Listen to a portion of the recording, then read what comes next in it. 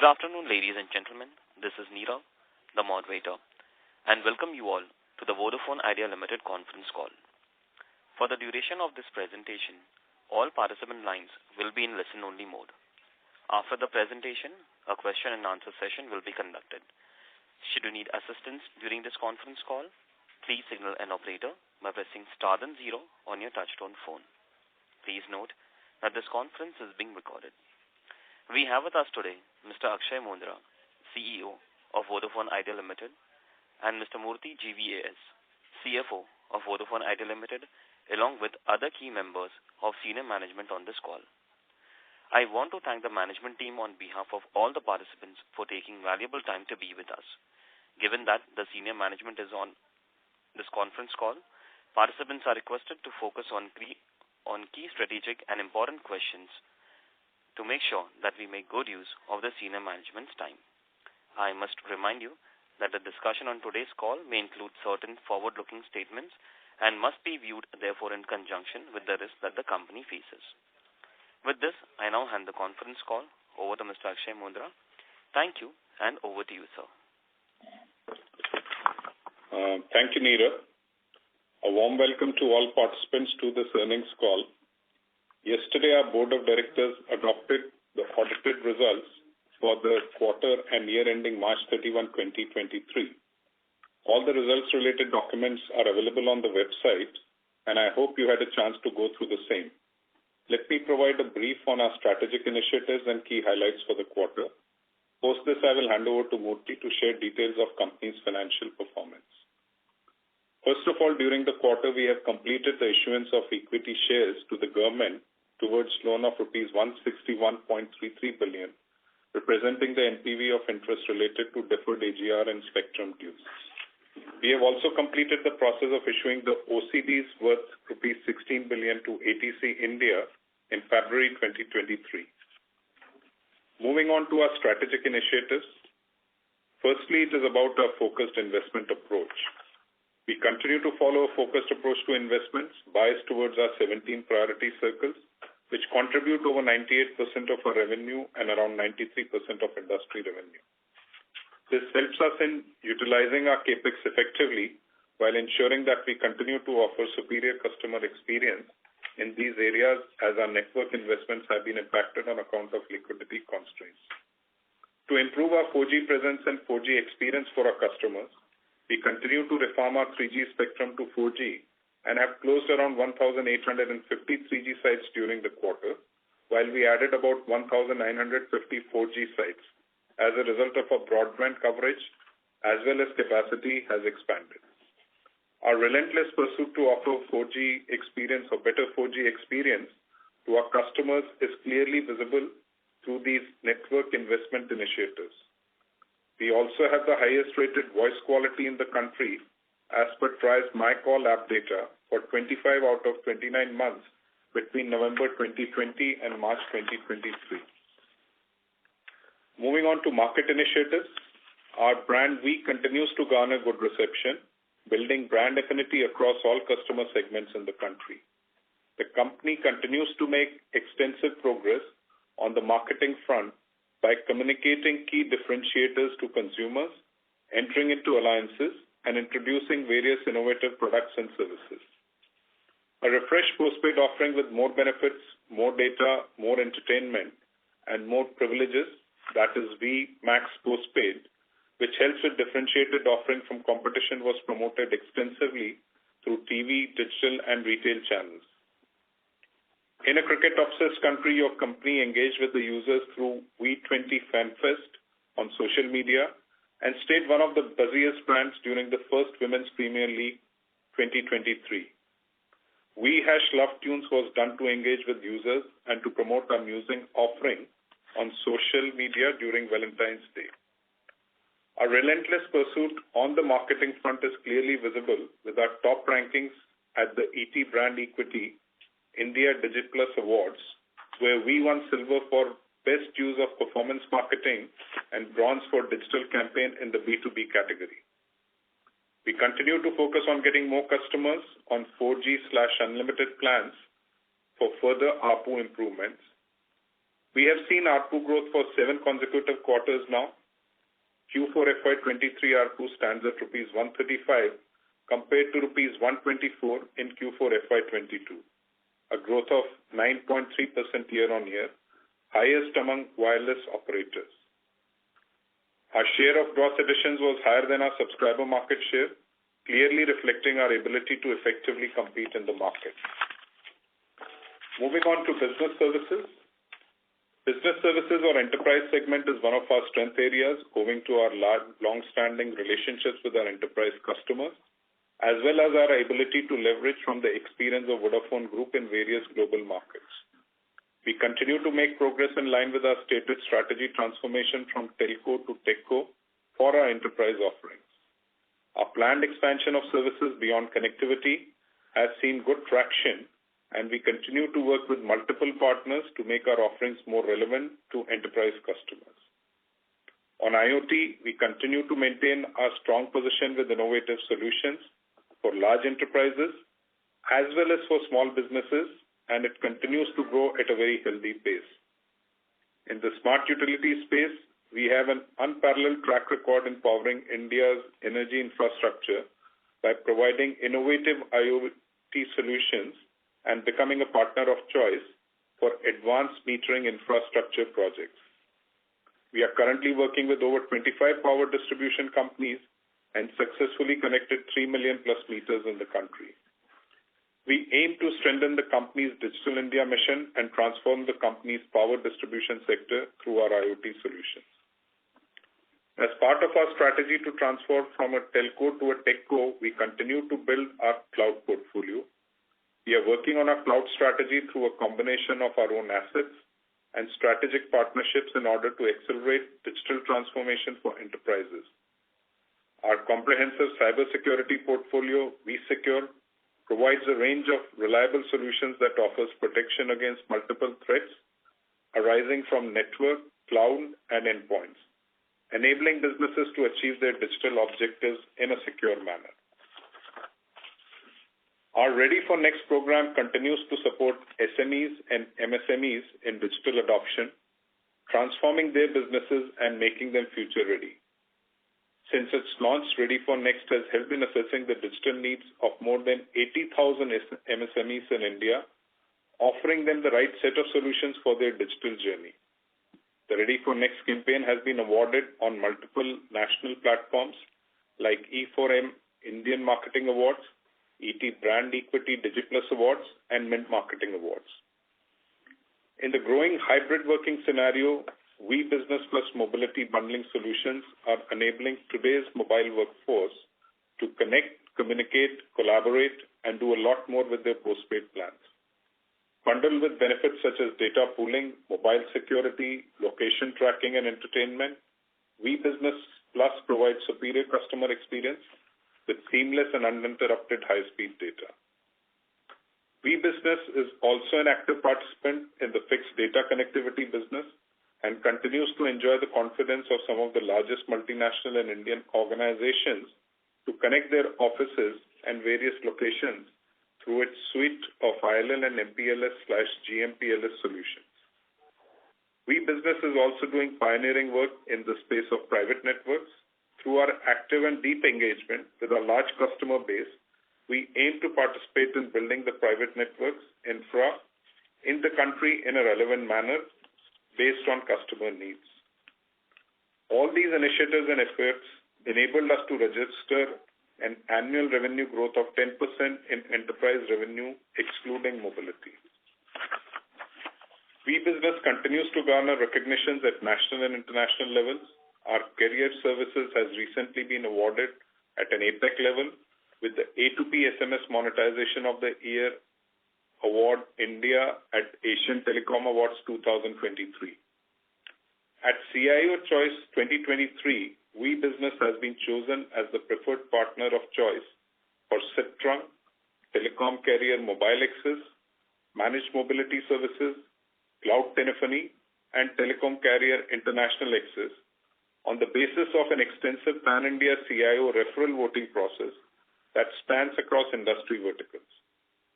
At the Voice and Data Awards 2023, Vi Business has been recognized for innovation and excellence in customer service and for Vi Business Hub. The next strategic initiative is driving partnerships and digital revenue streams. We have set a strong digital roadmap for the company and have been executing the same through strategic partnerships in our continuing journey of being a truly integrated digital services provider. Over the last 5 quarters, we have significantly expanded our digital portfolio with addition of music, videos, gaming, jobs, education, and digital advertising, and we continue to add various features to our offerings. And we are primarily building most of it on our Vi app, which saw around 30% year-on-year growth in MAUs in the last year. We have seen a strong growth on each of the digital services during the year. Our digital engagement on these telco plus propositions has almost doubled through this past 1 year.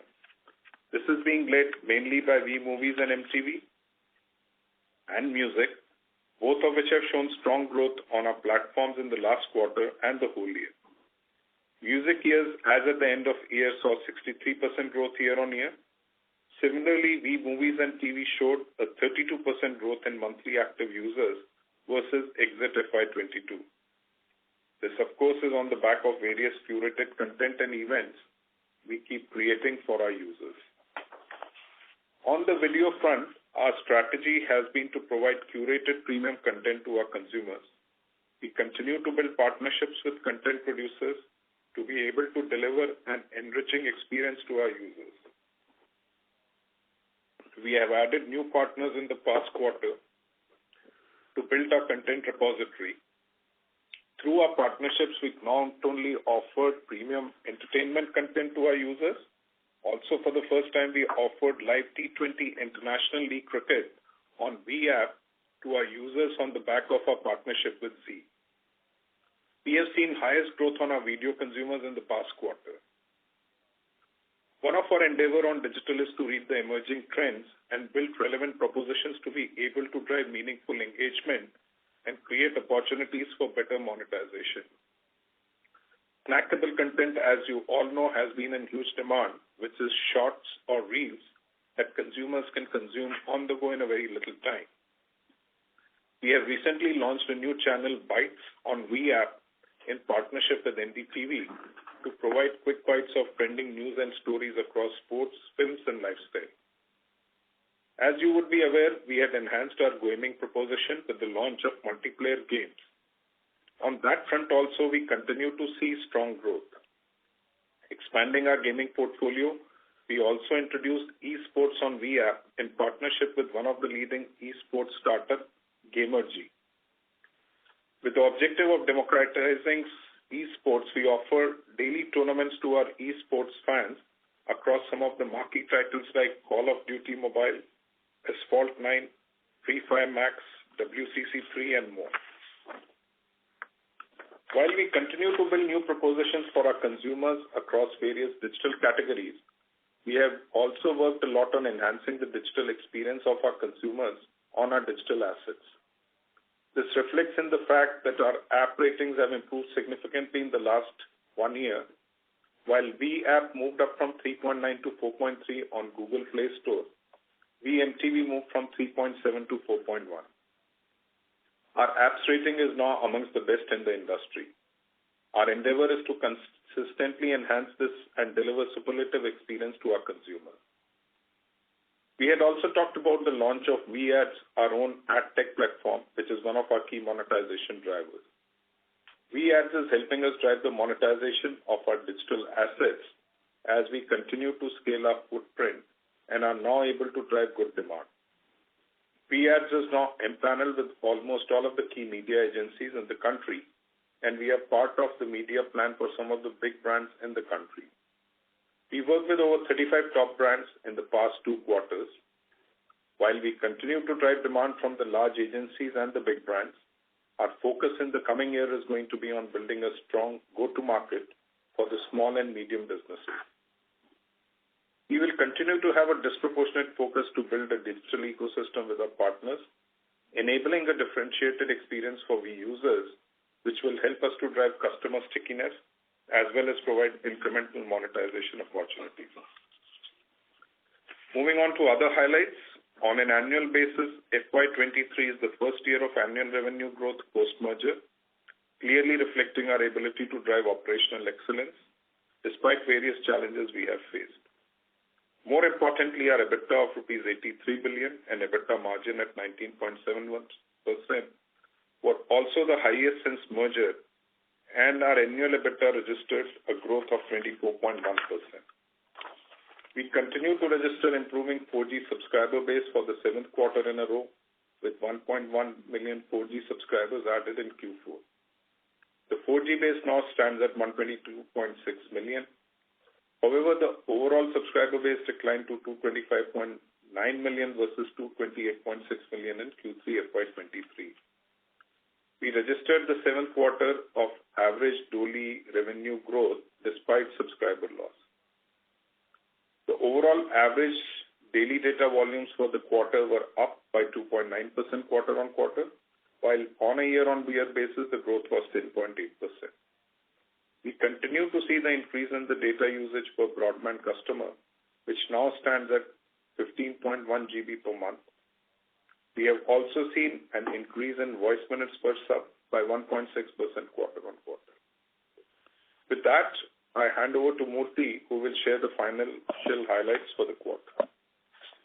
Thank you, Akshay. A warm welcome to each of you. On the quarterly performance, the average daily revenue for the quarter improved by 1.4% compared to the last quarter. This is the 7th consecutive quarter where we have registered growth in average daily revenue and 4G subscribers. Revenue for the quarter stood at 105.3 billion. EBITDA excluding 116 impact was up by 3.3% quarter-on-quarter at rupees 20.7 billion as compared to 20 billion in quarter 3 FY23. This is primarily due to lower network expenses, partially offset by increase in roaming and access charges. As highlighted by Akshay, the annual revenue improved for the first time since merger and grew by 9.5% from rupees 385.2 billion in FY22 to rupees 421.8 billion in FY23, supported by tariff hikes, improving subscriber mix, and 4G subscriber additions. Resultantly, the Ind AS 116 EBITDA for the year increased from rupees 66.8 billion to rupees 83 billion, registering a strong growth of 24.1% and the EBITDA margin at 19.7%. Both EBITDA and EBITDA margin are the highest since merger. Excluding the impacts of Ind AS 116, the depreciation and amortization expenses and net finance costs for the quarter stand at rupees 42.4 billion and rupees 40.2 billion respectively. The reported post-Ind AS 116 depreciation, amortization expenses and finance costs for the quarter stands as rupees 57 billion and 49.1 billion respectively.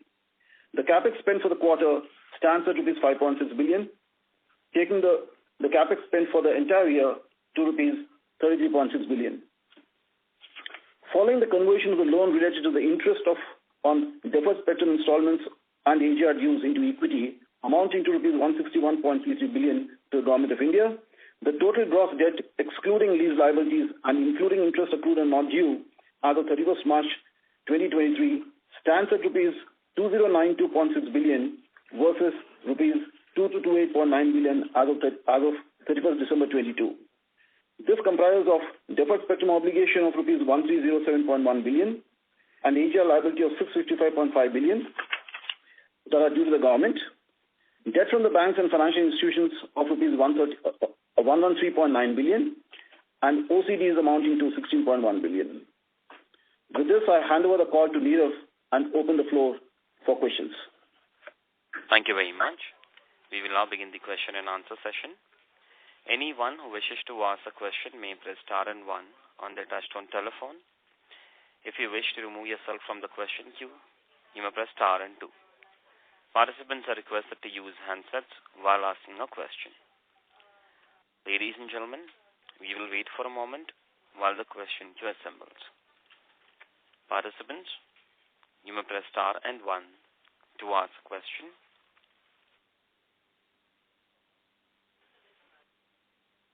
The first question is from the line of Sanjay Jain from ICICI Securities. Please go ahead. Yeah, good afternoon, sir. Thanks for taking my question. I got few. First, on the ARPU, sequentially the drop is much lower than the number of days which has declined. Can you help us understand what is driving the like-to-like ARPU growth, because the 4G addition is still quite muted for us. Sanjay, your voice is not coming clearly. Can you... Is it good now? Yes. Okay, sorry.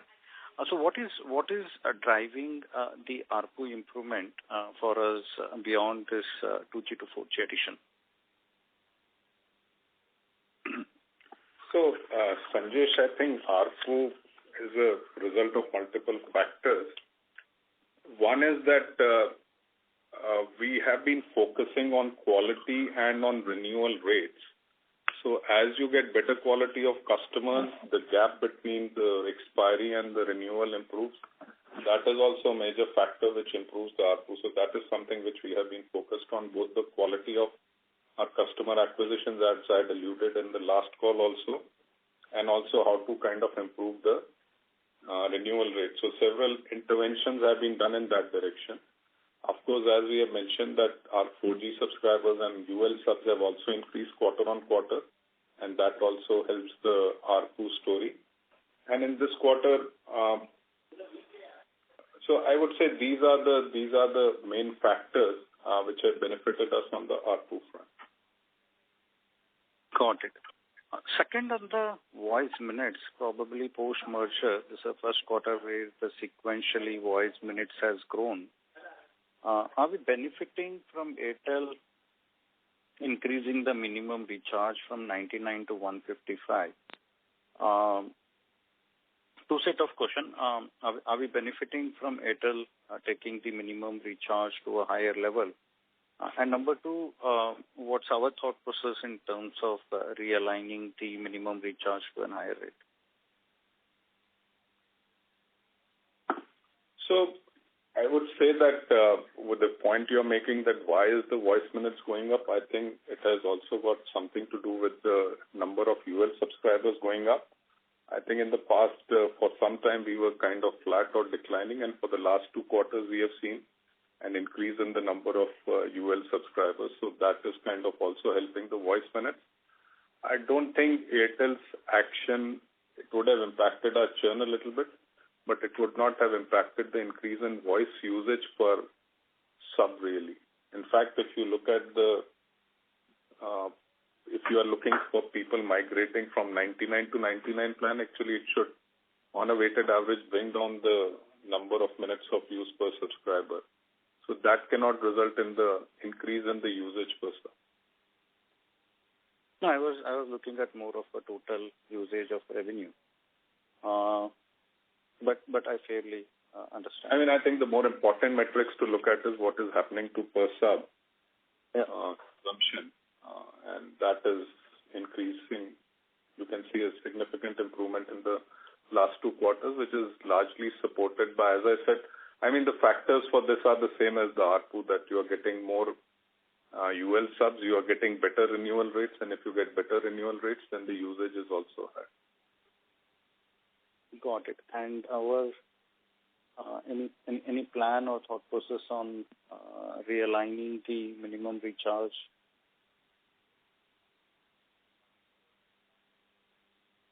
Can you be a little more specific?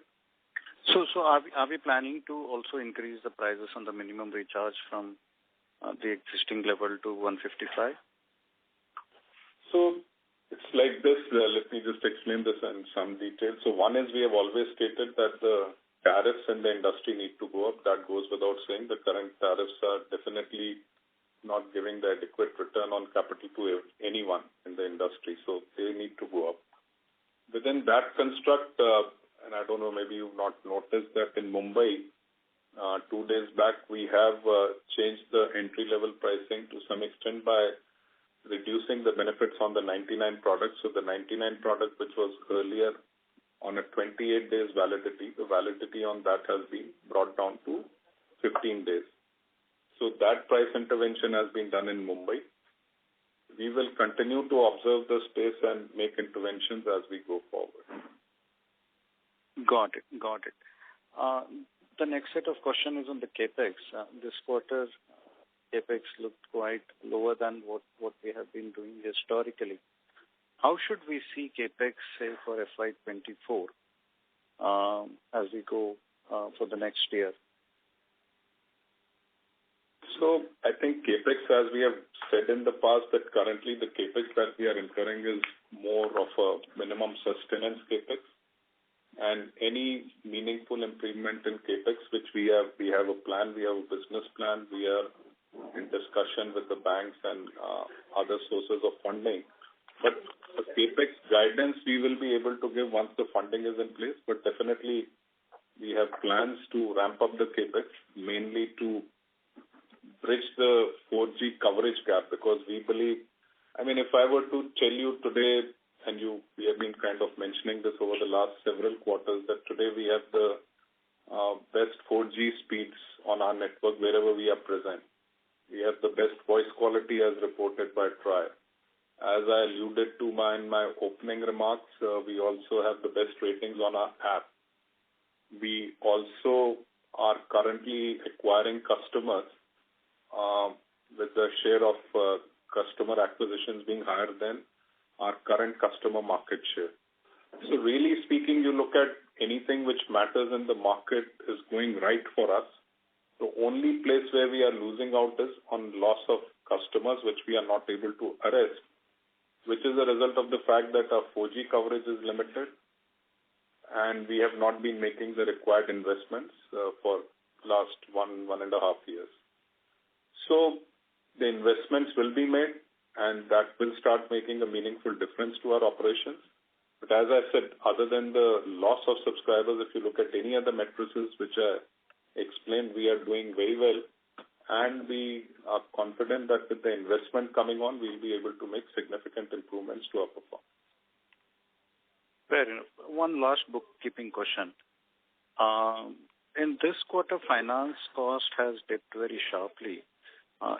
Does this also have a retrospective impact on the finance cost, where we have booked the cost for the previous 9 months, and now that the government has converted the interest into equity, so it's a balancing figure, Q4.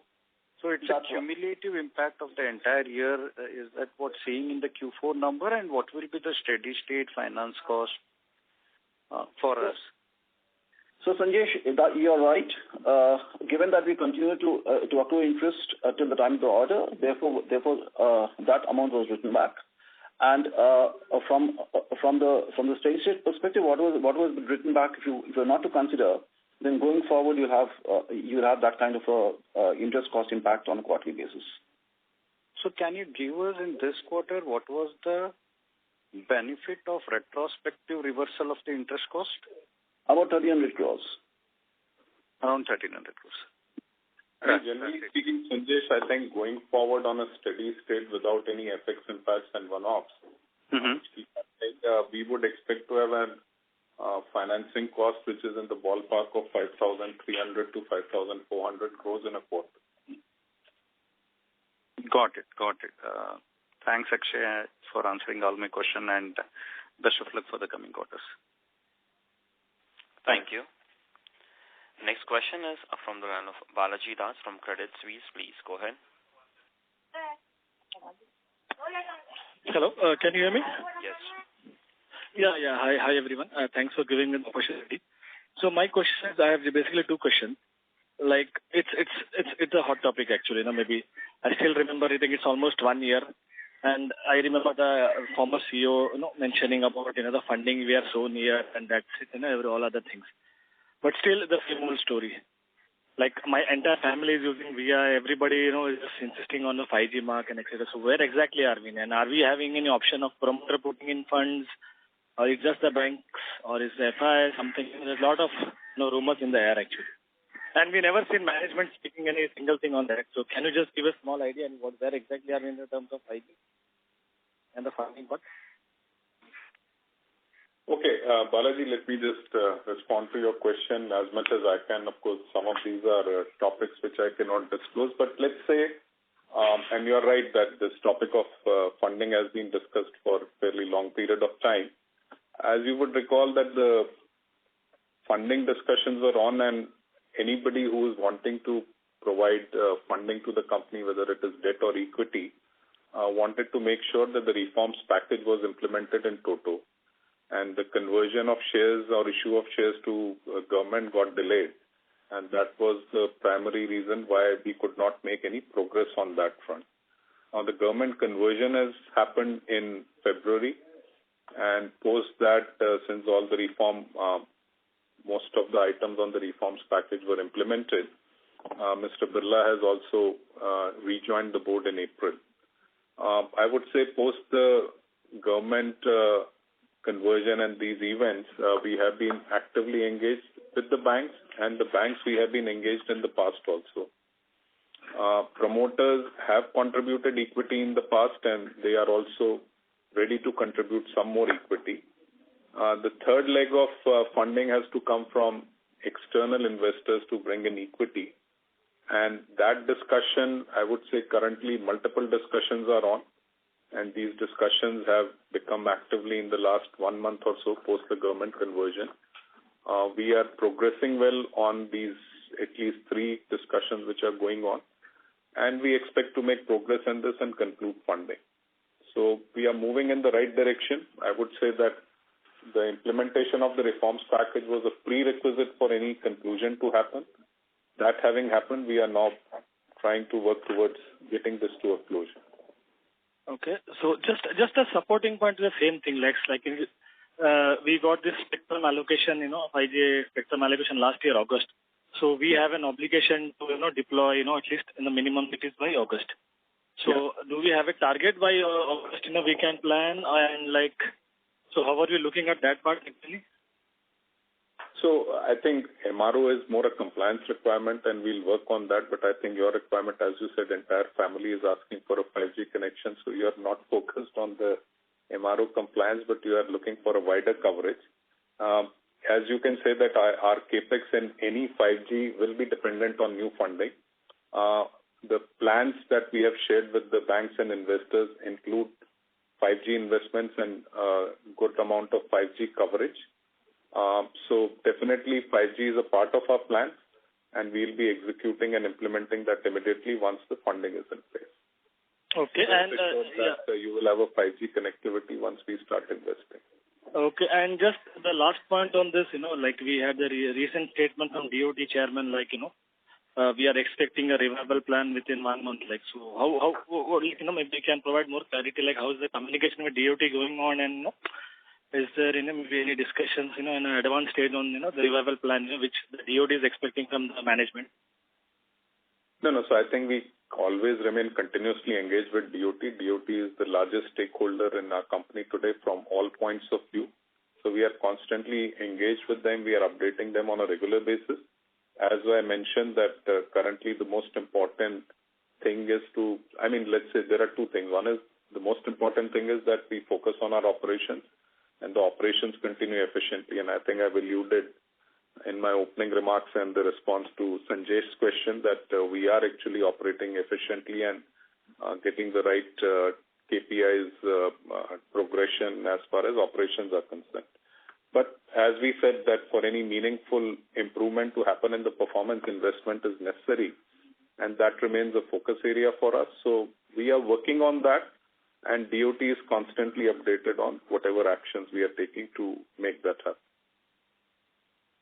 Okay, thanks, Akshay. Thanks for replying to all those queries promptly. Thank you. Thanks, Bharat. Thank you. Next question is from the line of Vivekanand from Ambit Capital. Please go ahead.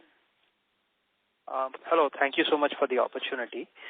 So I can see that your sales and marketing spends as well as churn seem to have moderated compared to where it was, say, in second quarter and third quarter.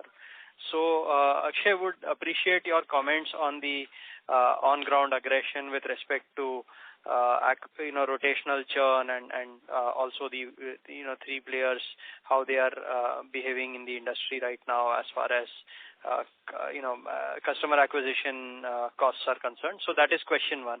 The second question is, now that the tariff environment has been stable for a while, last tariff hike was taken in December, how are we thinking about the tariff outlook for the next 6 to 9 months? Are there any considerations like potentially inflation subsiding or anything that the industry is waiting to really take the next step in increasing tariffs? Thank you. Okay, so to your first question on the sales and distribution spends, so it is right that, and I think I had alluded to this in my last call also, that we have taken a number of interventions to reduce I would not say reduce the aggression, and I would just try to differentiate between two things. And I think we've also seen that other players have also kind of been trying to see, at some level, if you see the industry spending anywhere between 12,000 to 14,000 crores a year towards customer acquisition costs. And what you see as a net addition to the industry is very little. So it is very clear that there's a lot of expense being incurred, which is just supporting rotational churn. So that needs to be addressed. That goes without saying. So what we have been doing is that we have been looking, and we have done lots of analysis, lots of detailing to see where are these coming from and what are the cohorts which by acquiring we are actually not on a long-term basis, they are value destructive for us, or they are giving us negative cash if you do an analysis over a 6-month or a 12-month period. So we have taken actions to stop doing business with partners who are contributing to loss rather than adding value to us. So while we continue to be aggressive in the market, we are taking very conscious and deliberate actions to eliminate acquisitions as a cohort. You can't do it at an individual level, but cohorts which are loss-making for us, we are eliminating that. We have also taken some interventions to see that the incentives being paid to the channel partners and all are done on a more realistic basis. Sometimes there is a bit of a over-exuberance in incentivizing the channel, and we are saying that what is reasonable needs to be done. We are also kind of looked at rotational churn within the MNP segment also, and we found that generally it was believed that rotational churn is in the fresh segment. In MNP there is not so much rotation, but as things have happened or developed over the years, and particularly in the last 1 year, we have also observed a lot of rotational churn happening in the MNP segment, and we've also kind of identified that and taken action so that those kind of acquisitions are not incentivized. You kind of reduce the incentive which is being paid for subscribers who are habitual rotational churn. So I would say many initiatives have been taken. We also see some initiatives being taken by some competition. And I do believe that the industry needs to move in a direction where we compete to acquiring customers on merit and not through the high cost route. So we continue to work in that direction. Did I answer your first question completely? Yes, this is very, very helpful. Thank you. Can you just repeat your second question? Tariff. Okay, sorry, it was about tariff. On the tariff side, are there any considerations that perhaps the industry is looking for, like perhaps inflation moderating or perhaps smartphone prices coming down to take the next steps as far as tariff hikes are concerned, given that the last hike is now fully in the base? Okay, I don't think it has to do anything with smartphone prices, and I cannot speak for the industry, but I can speak for us. I think let me just get to first the main, I think in points of principle, I said that the tariffs need to go up. And I think as I had also mentioned in the last earnings call, if you look at telecom is today an essential services and probably the cheapest priced essential service, which actually brings you the maximum benefit. If you look at electricity, for example, there is a base charge because whether somebody is using it or not, the service provider incurs a cost of providing infrastructure to the customer. And so there has to be a minimal charge for availing the service, whether you actually use it or not. And I think that is the basic concept of the entry-level pricing, as to that should be determined in that fashion. More importantly, the construct of the industry has been fairly distorted, and I do believe that the biggest factor which has impacted the right ARPUs in the industry is this trend of daily limit 1 GB per day or 1.5 GB per day. So whether you use 5 GB in a month or you use 28 GB in a month, you pay the same, which does not happen in any industry. And as I said, essential services like electricity is a very good example, or you take gas supply, anything of that nature. So we need to move in a direction where there is a fixed charge for availing the connection, and then you pay based on usage. Usage will, of course, be a telescopic pricing. So we constructively need to move in that direction as an industry. In terms of our position, I think you are aware that we have lost certain subscribers because of lack of 4G coverage primarily at this point of time. And so we are watching this space. We would be happy to follow any tariff improvement actions by the market leaders, because we do believe that the tariffs need to go up. I think at this point of time, we will not be able to take the lead on that. However, as we get back to the investment mode and we are able to expand our 4G coverage, we could also take the lead. But it goes without saying that there is an essential need to get the tariffs to reflect the cost that the industry is incurring. Sure. This is helpful. Can I slip in one last question on CAPEX? Yeah. So understand that you are now only doing CAPEX that is bare minimum or just necessary to do, right? But what we are seeing is that with your CAPEX on an annual basis is much lower. I mean, it has been declining every year for the last 4 years since merger. But now your subscriber numbers, your revenue trends seem to be fairly healthy. So how should we interpret this? I mean, on the one hand, your CAPEX is declining continuously, and on the other hand, we are seeing that your subscribers are now stable almost, or only marginally declining, and revenue trends also seem to be fairly healthy, even if we compare it with peers. So thanks for recognizing that. I think the way I would describe it is that as long as the traffic growth is there at existing location, the major part of CAPEX comes when you have to expand coverage. The way the pricing models in the industry have evolved, that you deploy more capacity on the same side, the cost is not very much. Most of the time you are just buying additional licenses. The hardware is already paid for. So really speaking, even in that minimal CAPEX that we have been incurring, we've been constantly increasing our capacity. And that is clearly reflected that as our traffic has grown, we still continue to have the best 4G download speeds in the industry wherever we are operating. So we have been doing, when I say what we are incurring the minimal CAPEX, we are ensuring that our customer experience wherever we are operating is not impacted. What we have not been able to do is expand our coverage or invest in 5G, which are the two main things which will need to be addressed by the new funding. Sure. Thank you. Thank you so much for the detailed color. All the best. Thank you. Next question is from the line of Concall from BNP Paribas. Please go ahead. Yeah, thanks for the opportunity. My first question was on 5G. So what's the device penetration amongst your subscribers, and are you seeing any increase in churn amongst 5G customers? And have you done any survey on the customer expectations regarding 5G, and how do they see not having 5G?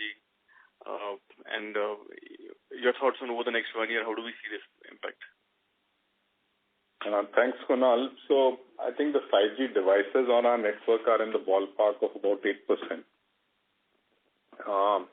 In terms of customer, I mean, until now, has there been any impact in terms of churn? We've not seen any change in the trends. And in fact, this quarter you would have seen a reduction in our overall churn. So definitely this is the latest quarter where large investments have been made by competition in 5G, so it has not impacted our churn. So definitely at this point of time, it is not impacting our churn levels. Currently also there are multiple challenges in use of 5G, as you are mostly aware that there is an issue with battery. Now, of course, the thing is the earlier challenge was that consumption went up, but anyway, now competition is giving 5G data for free, which again is then, good for the consumer, but definitely, as has been mentioned by competition, that this is not sustainable. Ultimately, 5G data will have to be charged. And if that starts getting charged, the challenge is that what is the benefit you get in terms of experience versus what is the additional data being consumed? Because as is the case, generally speaking, for using 5G on your handheld device, you will not see a perceptible difference for the same application. Let's say video is the highest data consuming application. Now you will, whether your speed may be fast, but you will watch this video at the same speed. So that experience cannot change. Of course, there will be, if you measure the speed, you will find a difference in experience. But generally, you will not find a difference in experience or a discernible difference in experience. So I think from an experience perspective, it is not going to make a significant difference, and there are currently teething issues with 5G introduction. But I think these are a matter of time. These will go away. I guess we will need to invest in 5G because anybody who has a 5G, when 5G networks stabilize, they would want whether they use it or not, customers would want to have the option of having 5G. And so I think it is not having any impact today, and I don't see it having an impact in the next few months. But definitely, if you look at over a longer period of time, everybody needs to have a 5G offering. Now, what should be the depth and breadth of that coverage is something which will have to be iteratively determined over a period of time. But needless to say, we are working on having a 5G offering as and when our funding is tied up. And as in when you get funding, what will be the priority? Would you look to expand 4G coverage or would you start investing in 5G? Both together. Both together. Okay. My second question is on bank borrowings. It's down almost by 6,700 crore last 1 year.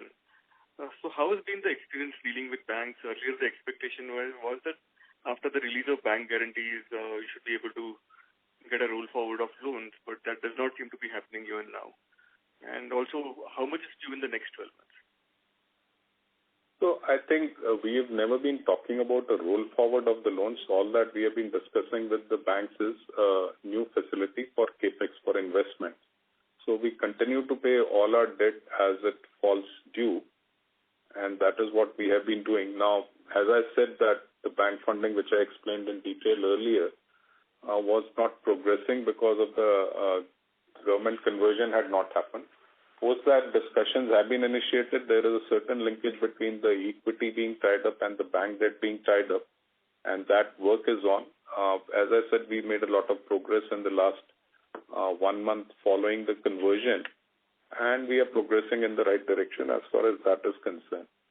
Our debt servicing in FY24 is about the same level as we had in the last year, in the ballpark of about 8,000 crores for the full year.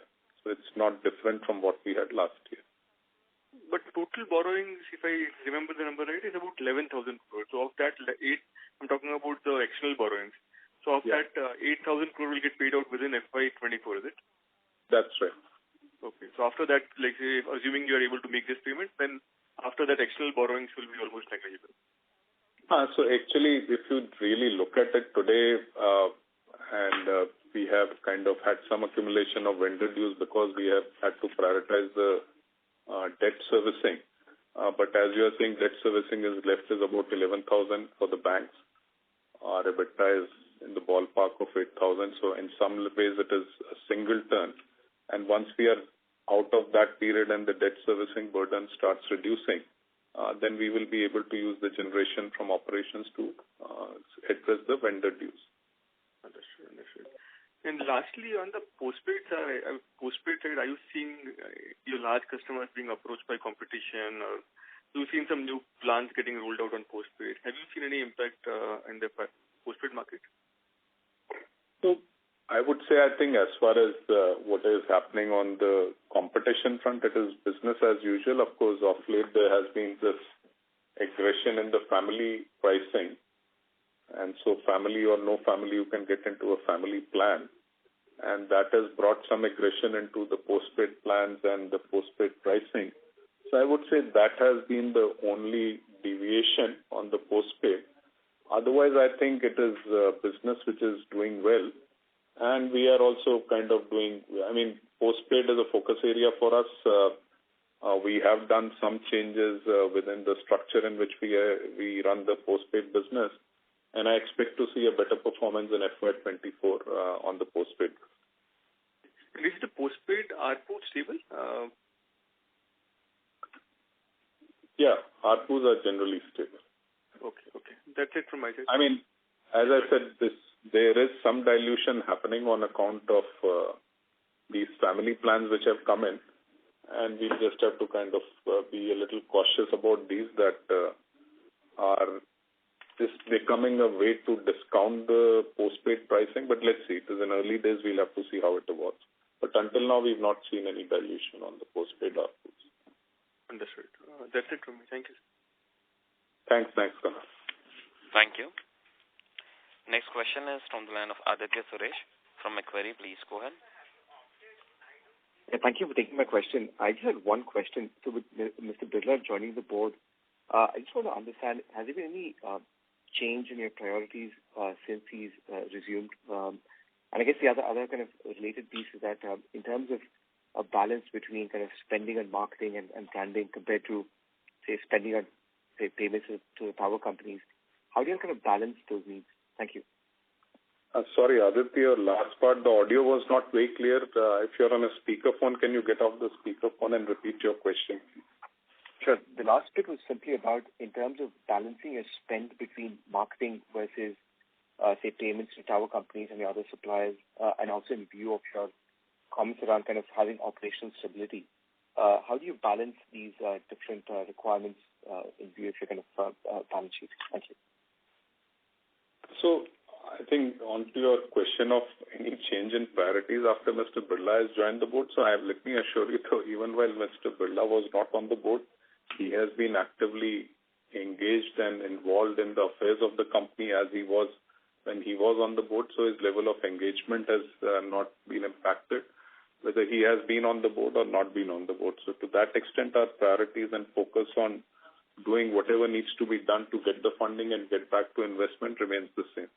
So that is not impacted by Mr. Birla joining the board. But of course, his coming back on the board gives a lot of confidence in our discussion with the investors and bankers.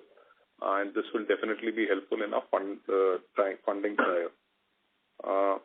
On the second question, on your prioritizing of, you see, currently, if you will see, we are largely paying all our OPEX payments. What we are not able to incur is the CAPEX payment. So I think that is where we are operating now. Within that overall structure, we kind of prioritize our payments to which are in the best interest of our operations. I don't think we have to kind of do a trade-off between whether I pay the tower company or marketing spend. I think it is all in the normal course of business. So I think managing operations, we are doing well. We basically need to get funding for the purpose of making investments. That is the most important thing. Thank you. Thank you. Next question is from the line of Saurabh Handa from Citigroup. Please go ahead.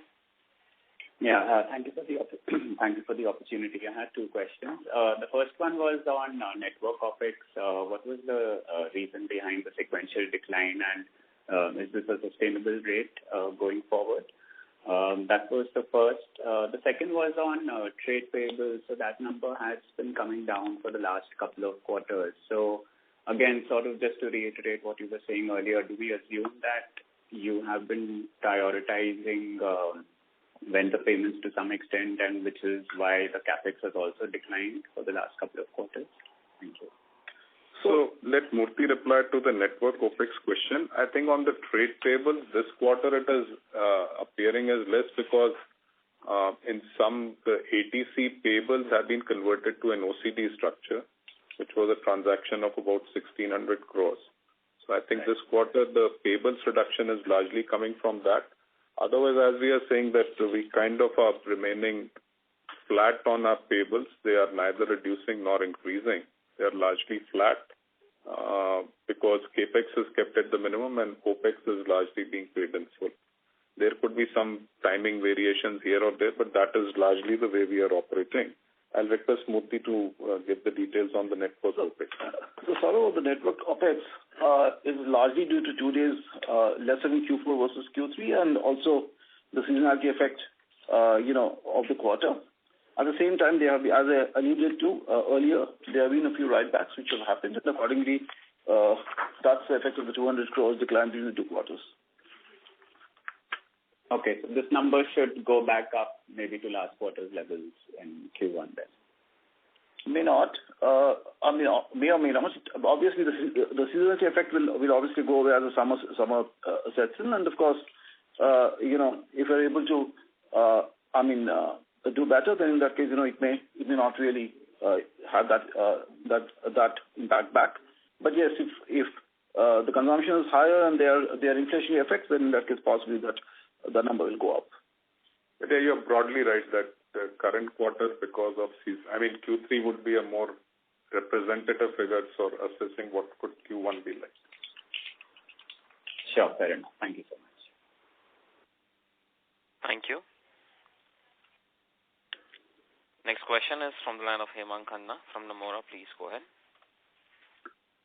Hi, sir. Thank you for taking my questions. I have a couple. So in this quarter, we saw, probably the lowest subscriber decline over the past 6 quarters.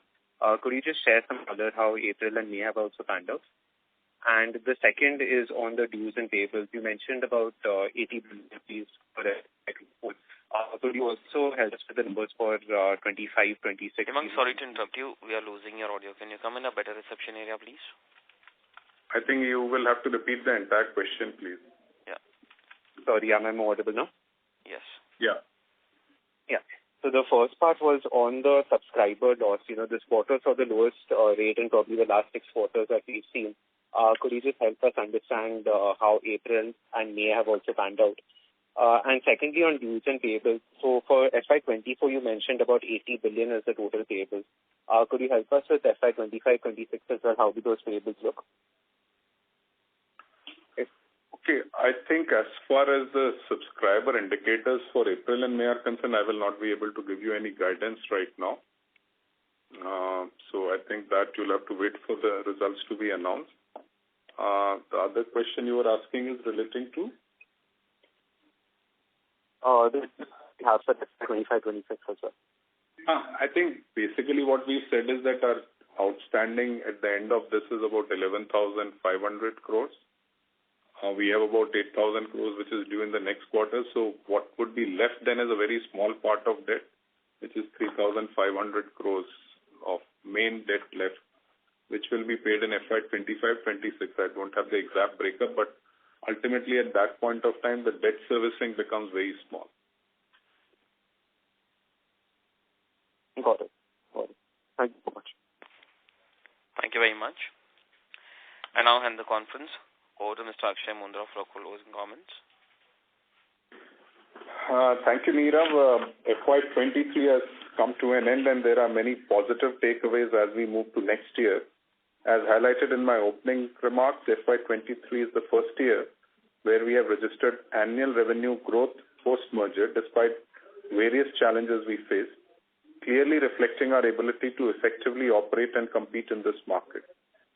Further, our EBITDA for the year has registered strong growth of 24% with highest post-merger EBITDA margin at 19.7%. We have reported 7 quarters of sequential growth in several key metrics, including ARPU and 4G subscribers. In fact, our year-on-year ARPU growth of 9.3% is the highest amongst wireless operators. All of this is possible only because we are focused on providing great data and voice experience and are building a differentiated digital experience, adding several digital offerings in the recent months. We have issued equity shares to the government consequent to conversion of the interest related to deferment of AGR and spectrum dues. We continue to remain engaged with lenders for further debt fundraising as well as with other parties for equity or equity-linked fundraising to make required investments for network expansion and 5G rollout to arrest our loss of subscribers. We have had the best 4G speed, best voice quality, best app ratings, and our customer acquisition share is higher than our current CMS. Riding on this foundation, we have been improving our performance in the last 7 quarters with limited investments, and we are confident that with the investments coming on stream, we will be able to make more meaningful improvements in our overall performance. Thank you all for joining this call. Have a good day and a good weekend ahead of you. Thank you. Thank you very much. On behalf of Vodafone Idea Limited, that concludes this conference. Thank you for joining us. You may now disconnect your lines.